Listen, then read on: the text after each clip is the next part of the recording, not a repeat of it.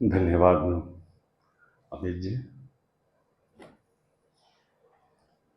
बनारस में बहुत से आप एक से बढ़कर एक विज्ञ लोग यहाँ विराजमान हैं। बहुत से अखाड़े हुए हैं। तो एक तो मैं देर से आया, इसके लिए क्षमा प्रार्थी हूँ। लेकिन देर से आने के का पाप मुझे लग गया। मेरा जो आत्मविश्वास था वो मैंने गंवा दिया। मैं ये मान के चल रहा था कि सबसे पहले मुझे ही बोलने का अवसर मिलेगा, तो जो मैं कहूँगा वो अपेक्षया नया होगा।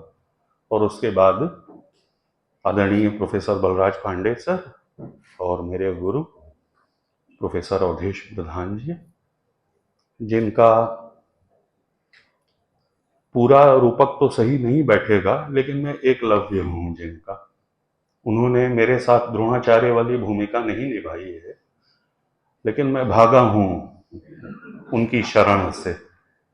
अर्ध सत्य है, वो रूपक आधा घटित होता है। मेरा अपना दुर्भाग्य है वो। तो नीचे की लॉबी में और सीढ़ियों पर ऊपर चढ़ते समय बलराज सर की आवाज जो है वो गुंजायमान थी। और जैसे ही मैं आके बैठा, वैसे ही लग रहा था कोई बड़ा रियाज यहाँ चल रहा है, एकदम अखाड़े जैसा। और आपने तुरंत जो है गिलास का पानी उठाया, उसको पिया। तो पानी पी पी के बोलने की चीज जो है होती हुई दिखाई। लेकिन इसके बाद भी आपको अपना कर्तव्य निभाना होता है। तो आत्मविश्वास की कमी है। गजानन माधव मुक्तिबोध स्वाधीनता के बाद के हमारे सबसे बड़े कवि, उन्होंने कहा है कि प्रतिभा का अपना एक औद्धत्य होता है, एक आत्मविश्वास होता है। और मेरा मानना है कि मूर्खता का भी अपना एक आत्मविश्वास होता है। तो संयोग ऐसा है कि मेरे पास दोनों नहीं है। मैं प्रतिभा वाला और मूर्ख कैसे मान लिया जाऊं। बनारस का कौन है और बनारस का कौन नहीं है, कुछ छिटपुट विवाद इस विषय पर भी रहा आया है, बहुत मनोहर किस्म का। आचार्य विश्वनाथ प्रसाद मिश्र लिखते हैं अपने गुरु श्रद्धेय आचार्य रामचंद्र शुक्ल के बारे में कि जो ड्राइंग मास्टर है वो मिर्जापुर का है, कवि जो है वो विंध्याटवी का है, जो आचार्य रामचंद्र शुक्ल है वो बनारस का है। 1957 के आज अखबार के काशी विशेषांक में आचार्य शुक्ल पर आचार्य विश्वनाथ प्रसाद मिश्र का एक ऐसा लेख प्रकाशित है जो मेरे ख्याल से अब तक हिंदी भाषी समाज की निगाह से ओझल रहा आया है। उसमें उन्होंने उस प्रकरण का भी उल्लेख किया है जब आचार्य शुक्ल की स्थापनाओं पर वो जो एक शिकार साहित्य के लेखक थे जी श्री राम शर्मा जी ने कुछ आपत्तियां की थी। तो काशी हिंदू विश्वविद्यालय के हिंदी विभाग में उन आपत्तियों किसी सामूहिक विदाई समारोह में उन आपत्तियों को लेकर के बहुत लोग खडगहस्त हो रहे थे कि अब उसका प्रतिकार करना आवश्यक हो गया है। तो आचार्य शुक्ल ने एक बहुत जबरदस्त बात कही थी कि अगर आपकी प्रतिमा जो है, आपका गुरु अगर मिट्टी का बना हुआ है, तो आप कब तक उसके माथे पर छाता लगा के घूमेंगे। मिट्टी के बने हुए लोग नहीं थे, इस्पात के, धातु के बने हुए थे, जिनको धातु से छूने पर वैसी ही गूंज उठती है जैसी मुझे लॉबी में और सीढ़ियों पर सुनाई दी। वो सिर्फ आवाज की गूंज नहीं है। आवाज जिस व्यक्तित्व से, जिस इतिहास से, घटनाओं के जिस समीकरण से टकरा रही है, वो धातु बहुत ओरिजिनल है। हमारी आवाज तो है ही। बनारस नागरी प्रचारणी सभा और काशी हिंदू विश्वविद्यालय हिंदी साहित्य का बहुत ही गोल्डन ट्रायंगल है। ये बहुत स्वर्णिम त्रिकोण जिसको कहा जाए। आचार्य शुक्ल 20वीं सदी के, मुझे लगता है कि पहले दशक के अंत और दूसरी दशक की शुरुआत में नागरी प्रचारणी सभा आए और वहां उन्होंने हिंदी शब्द सागर की परियोजना में बतौर सहायक संपादक काम करना शुरू किया। पहले स्लिपें जांचने का काम मिला था उन्हें और बाद में वो सहायक संपादक बना दिए थे। आप देखिए कि शब्द सागर में जो भी लोग शामिल थे वो विद्वत्ता की गारंटी थी। वो अभियान जो है, जो उसमें उतरा वो विद्वान हो गया। आप बिल्कुल आरंभ में ये नहीं कह सकते। जब काम शुरू हो रहा था तो सबकी प्रतिष्ठा का स्तर दूसरा था। काम खत्म होते होते सब लोग प्रतिष्ठित हो गए। वो बाबू श्याम सुंदर दास हों, वो आचार्य शुक्ल हों, भगवान दीन जी हों, ये अयोध्या सिंह उपाध्याय हरिऔध हों और दूसरे सभी सहायक संपादक। उसमें स्थायी तो 3 ही लोग थे, श्याम सुंदर दास, और सहायकों में आचार्य रामचंद्र शुक्ल और बाबू रामचंद्र वर्मा।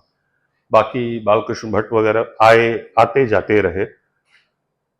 वो शब्द सागर का कार्यालय, आपको पता है कि एक बार उठकर जम्मू गया, वर्ष भर वहां रहा, और जब वो वर्ष भर वहां रहा तब नागरी प्रचारणी सभा की प्रबंध समिति में भयानक चकल्लस मची कि ये क्या हो रहा है, काम यहां होना चाहिए तो वहां चला गया, और उनसे कहा जाए कि वो कोई दूसरा संपादक नियुक्त करें, उनकी सम्मति से हम ही नियुक्त करें।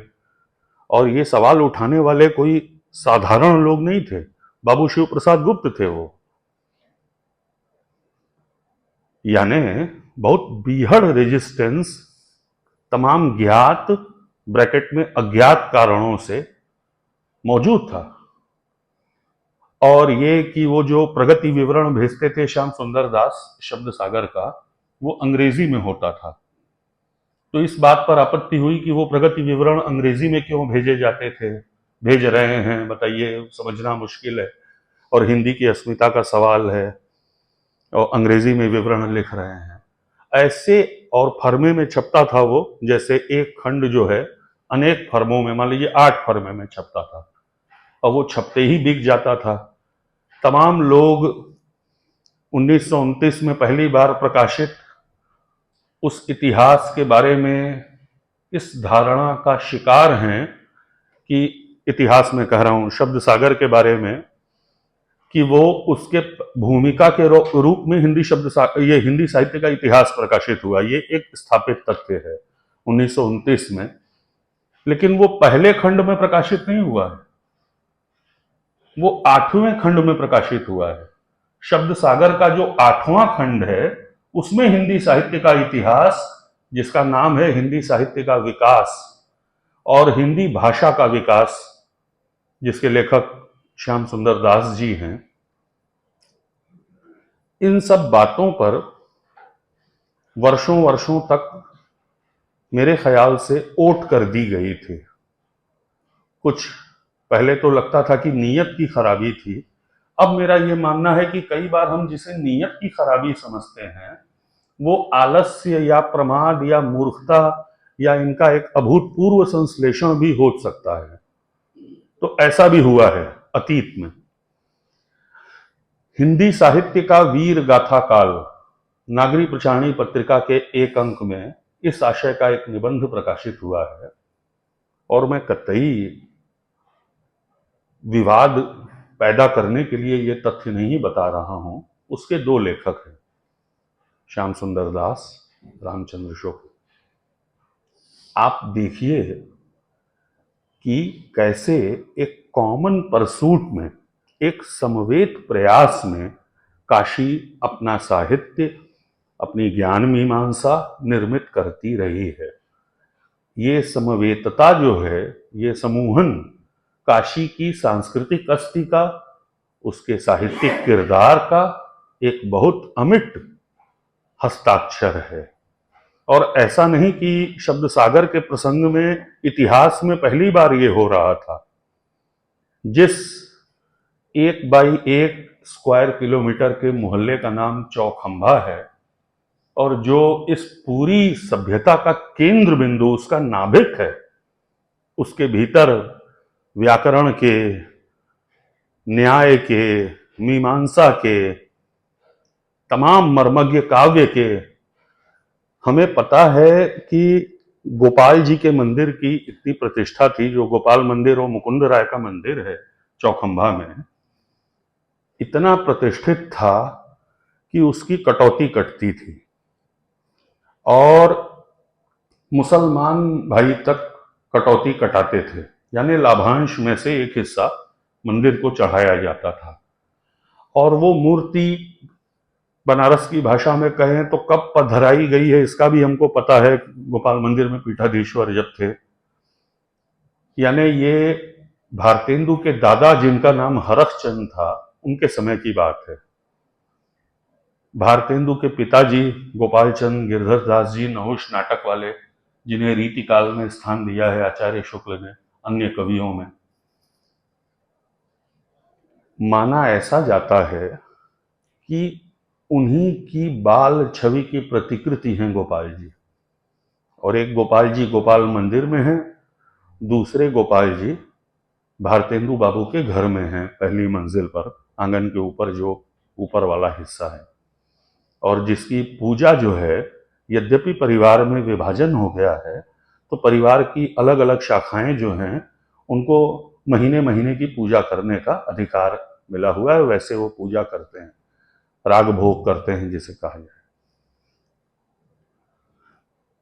ऐसा था, एक शट शास्त्री थे जिसके बारे में मूर्धन्य कलाविद राय आनंद कृष्ण ने मुझे बताया था।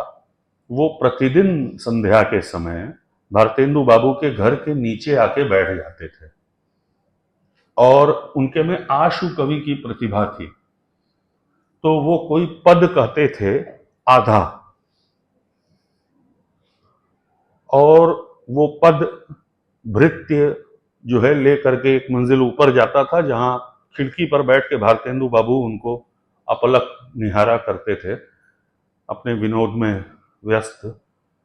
तो वो उस पद को भारतेंदु बाबू फिर पूरा कर देते थे। इस प्रकार एक पद तैयार हो जाता था। यहां रुक जाइए। अब मैं आपको दूसरा उदाहरण दूंगा और प्रधान सर से निवेदन करूंगा कि इस पे ध्यान देंगे। दी रेस्टोरेंट में होने वाली बहसों में सन 60 के दशक में धूमिल जिस तरह से शामिल थे,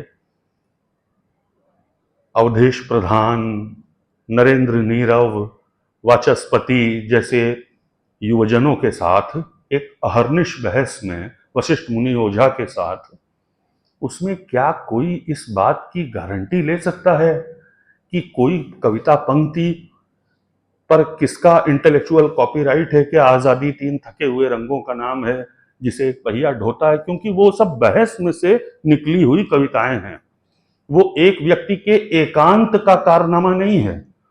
और अगर लेखन एकांत की का कोई शील है, तो वो एकांत जो है एक बहुत अनंत किस्म की सार्वजनिकता से निर्मित होता है। जान लीजिए, लेखन का एकांत कोई वैसा ध्यान साधना के एकांत से अलग चीज है, क्योंकि आप सबका हिसाब करते हुए, पूरे ब्रह्मांड का हिसाब को लेखे में रखते हुए एक शब्द लिखते हैं। और बहुत सारे रत जगे, बहुत सारा गोदौलिया से लंका और लंका से गोदौलिया तक पैदल आना, बहुत सारी आवारगियां, बहुत सारा निकोटीन बहुत सारा भांग बूटी, उसमें अनुस्यूत है, बहुत सारी हंसियां, बहुत सारी असहमति।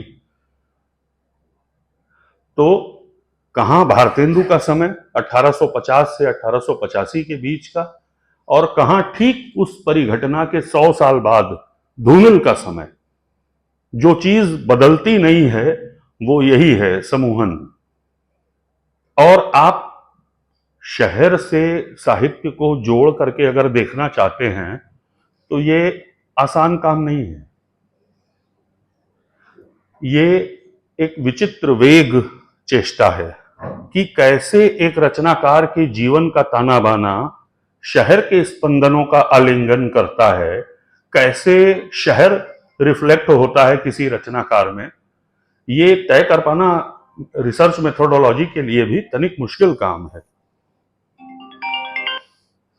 तो वही होता है, वही हुआ है। और मैं फिर से भारतेंदु युग की ओर लौटूं। हमको पता है डॉक्टर भगवान दास जी के बारे में, प्रातः स्मरणीय भारत रत्न डॉक्टर भगवान दास जी, वो जिस परिवार के सदस्य हैं उस परिवार को झक्कड़ साव का परिवार कहा जाता है। वो लोग तनिक गुस्सैल और झक्की किस्म के, जिसको झक्की मैं पूरे आदर के साथ झक्की ही कहूंगा उसको, लोग थे। और अपने साधारण जीवन व्यवहार में बहुत सादगी पसंद लोग थे। तो एक बार उनका जूता फटा हुआ था और गाय को सानी दे रहे थे वो। ये भी सच्ची घटना है, राय कृष्णदास के एक संस्मरण में आती है। तो उसी समय वो जो भद्दोमल की कोठी वाले भद्दोमल जी गुजर रहे थे वहां से, बहुत पैसा था उन लोगों के पास। तो उन्होंने उनसे कहा कि साहु जी का जूता फटा हुआ है। साहु जी, कैसा जूता है आपका, फटा हुआ है? तो साहु जी ने सानी चलाते चलाते कहा कि मेरा जूता मत देख, हमार जूता मत देख, अपन हुंडी देख जाके। और उनके हुंडी देखने तक में उन्होंने वो सारी हुंडियां परचेज कर ली, मतलब जो मार्केट का कर्ज था उनके ऊपर, उतनी देर में वो सब हुंडियां खरीद ली। यानी भद्दोमल जी झक्कड़ साव के कर्जदार हो गए। तो एक आत्माभिमान ऐसा भी होता है सादगी में छिपा हुआ, जो बनारस के लोगों में था। और आप देखिए कि बनारस के व्यापार से जो ट्रेड 17वीं 18वीं शताब्दी में बनारस में विकसित हुआ, जैसे सुरती है, सुरती का कारोबार बहुत बड़ा है बनारस का, बड़ा रहा है, अब तो नहीं है। और बदलराम लक्ष्मी नारायण और उसके आदि पुरुष सुन्नी साहू हैं। सुन्नी साहू सुरती की गोलियों के आविष्कर्ता हैं एक अर्थ में। जो सुरती की गोली, गोली के फॉर्मेट में सुरती आती थी, और पीली पत्ती जिसको केसर से रंगा जाता था, और लाल पत्ती जो किसी प्राकृतिक वस्तु से ही रंगी जाती थी, लाल रंग से तो कदापि नहीं रंगी जाती थी।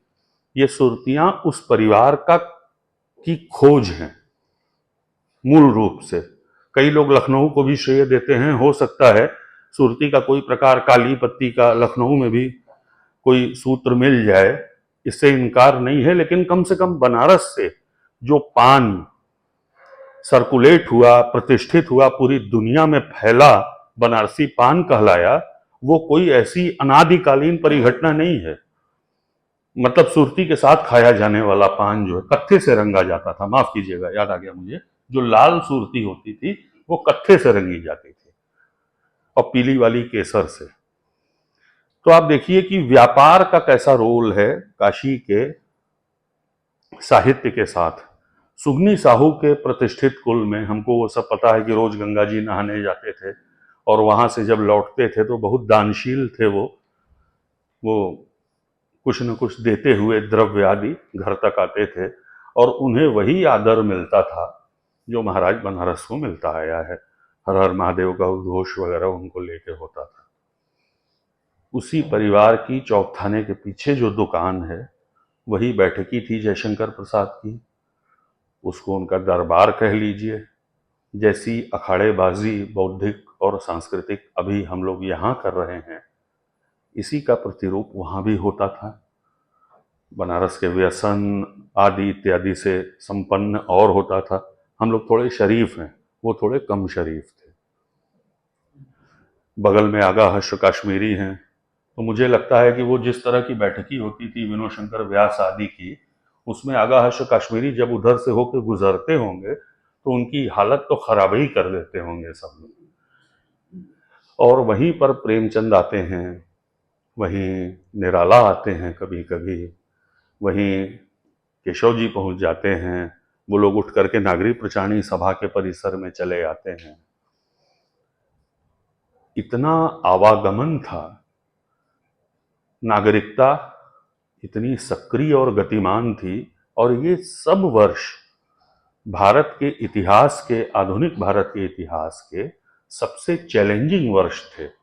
1920 से 1941 तक के मैं कहूँगा बुनियादी रूप से, क्योंकि 3 आघात, मतलब मैं ऐसा मानता हूँ मित्रों कि बनारस जो है वो, यहाँ महानता का खाद पानी हमेशा से बहुत मात्रा में मौजूद है।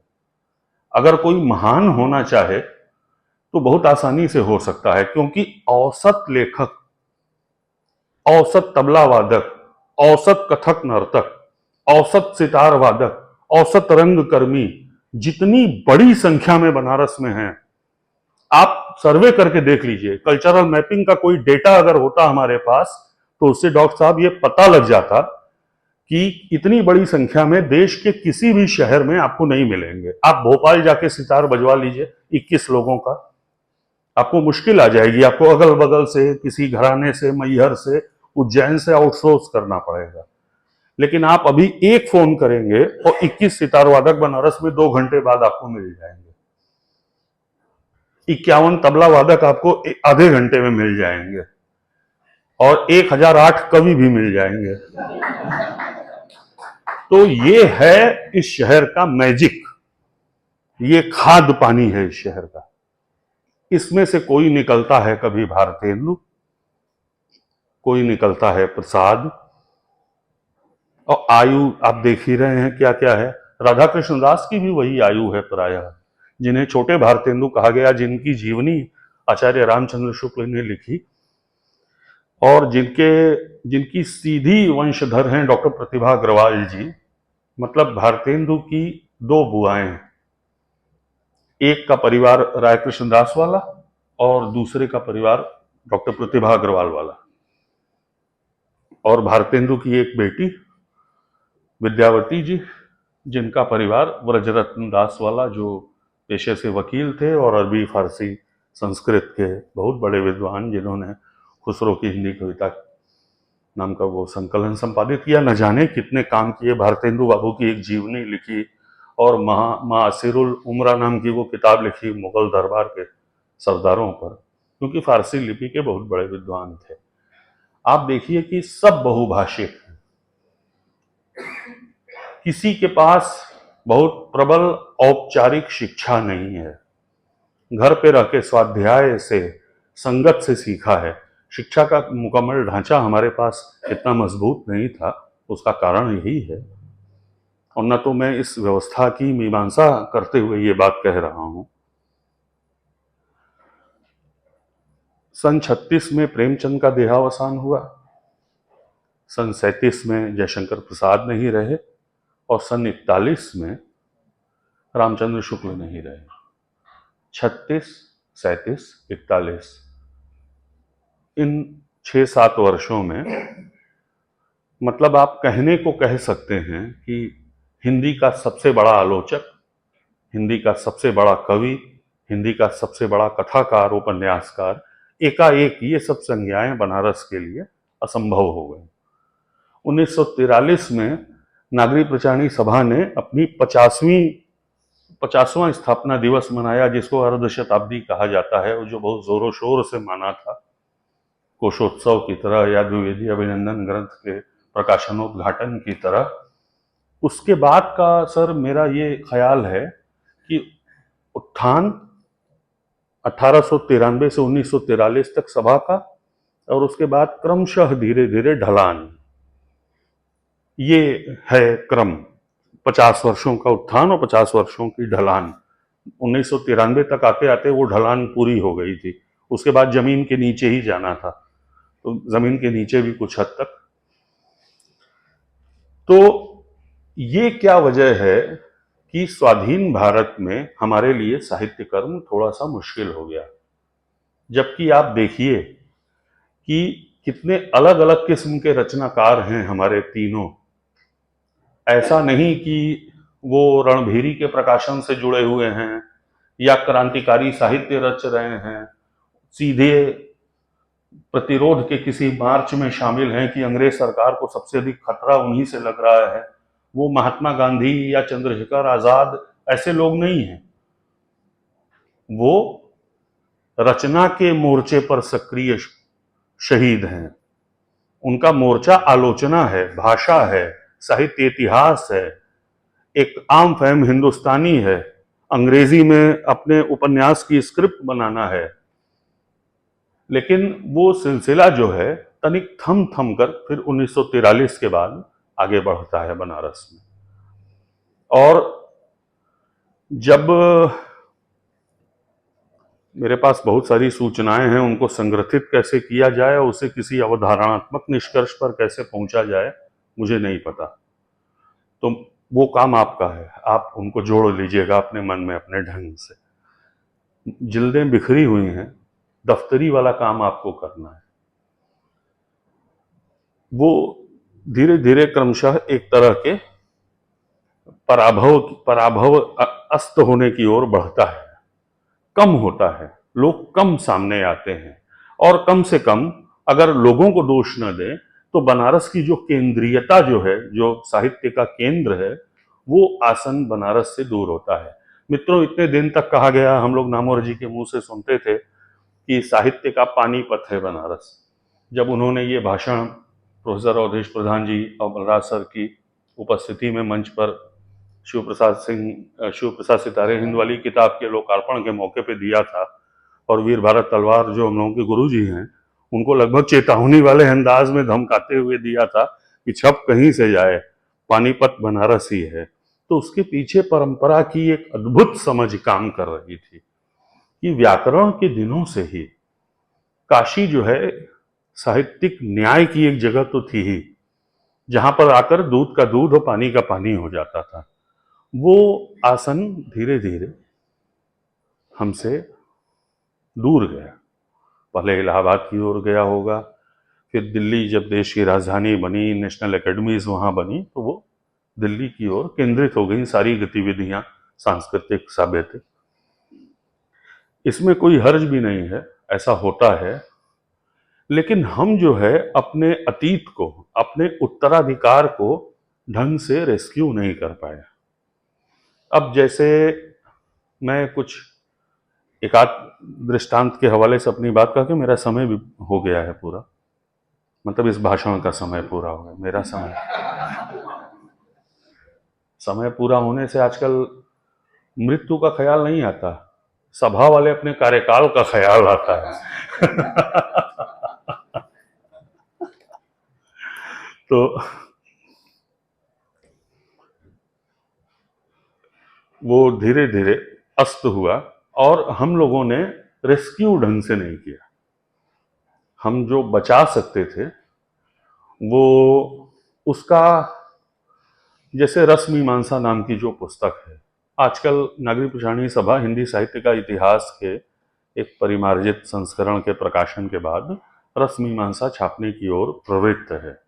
रस मीमांसा आप सब लोग जानते हैं, आचार्य शुक्ल की आलोचनात्मक निबंधों की एक पुस्तक है, जिसमें उन्होंने पश्चिमी ये रस सिद्धांत के आधार पे और पश्चिमी काव्य शास्त्र के आधार पर भी जाहिर है, उनको मिला के अपनी एक आलोचक की नोटबुक है, एक अधूरी लिखी हुई किताब है दरअसल, नोट्स, एक आलोचक के कुछ बिखरे हुए से नोट्स, जिनको उनके सुयोग्य अंतेवासी आचार्य विश्वनाथ प्रसाद मिश्र ने उनकी मृत्यु के प्रायः 5-6 बरस बाद संपादित करके नागरिक पुराणी सभा से प्रकाशित करवाया।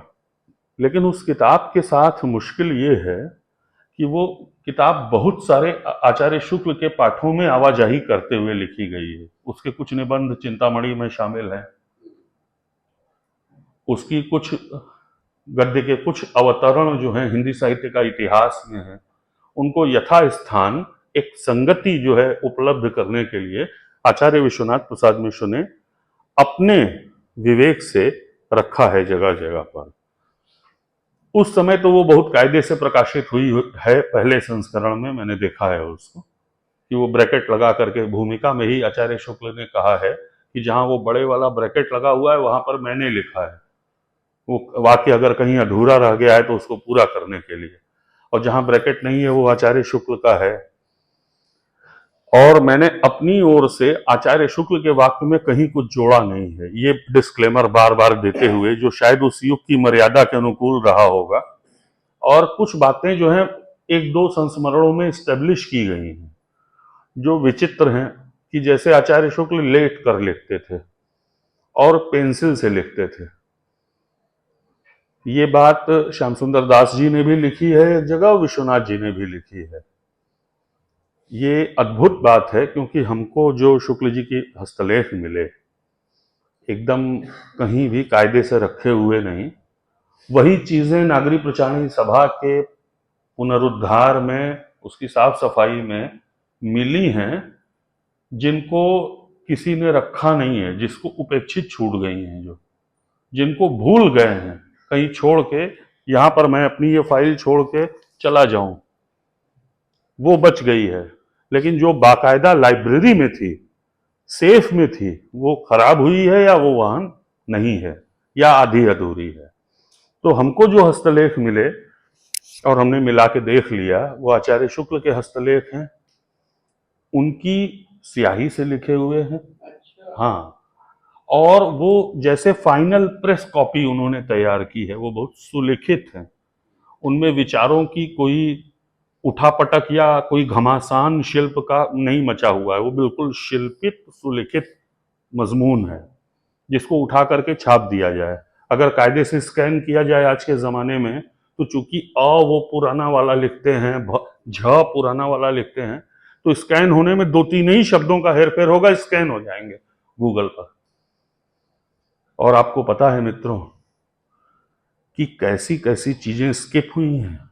आचार्य शुक्ल कामता प्रसाद गुरु की तर्ज पर हिंदी साहित्य का एक संक्षिप्त इतिहास तैयार करके गए हैं। पुस्तक का नाम है हिंदी साहित्य का संक्षिप्त इतिहास, और एक एक वाक्य को संक्षेपित किया है उन्होंने, जबकि प्रत्येक देश का साहित्य, वहां की जनता की चित्तवृत्ति का, इसको भी उन्होंने अपने संभावी कम समझ वाले पाठक की समझ के अनुसार सरलतर करने की चेष्टा की है। जो कहते हैं ना कुंवर नारायण अपनी कविता में, अब की अगर लौटा तो पूर्णतर लौटूंगा, हताहत को नहीं सबके हिताहित को सोचता मनुष्यतर लौटूंगा। आचार्य शुक्ल के लिए मनुष्यतर और पूर्णतर होने की परिभाषा सरलतर होने से होकर जाती है। उन्होंने एक एक वाक्य का अपने ही अन्वय किया है, और जहां विस्तार है, एक शोध छात्र के लिए जो विस्तार एक सामान्य सी बात है, उसकी पाठ्यचर्या का हिस्सा है, इंटरमीडिएट के छात्र के लिए नहीं है वो आवश्यक, वो बोझिल है, उसको नहीं जानना चाहिए उतना, जब समय आएगा तो जानेगा। और सभा ने इस पद्धति पर बहुत सी किताबें तैयार की हैं। आपको पता है संक्षिप्त हिंदी व्याकरण गुरुजी का, सरल हिंदी व्याकरण, प्रथम हिंदी व्याकरण, मध्यम हिंदी व्याकरण, वैसे ही इतिहास का भी एक संक्षिप्त संस्करण।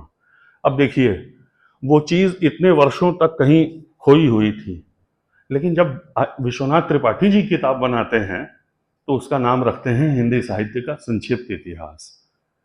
तो परंपरा ऐसे ही हमारे भीतर, हमारी हड्डियों में, हम नहीं जानते कि वो परंपरा है, लेकिन वो हमारे भीतर बजती रहती है। तो जो हमारा स्वर्ण युग है वो वैसे ही हमारे भीतर बज रहा है। कई बार हमें पता है और कई बार हमें नहीं पता है।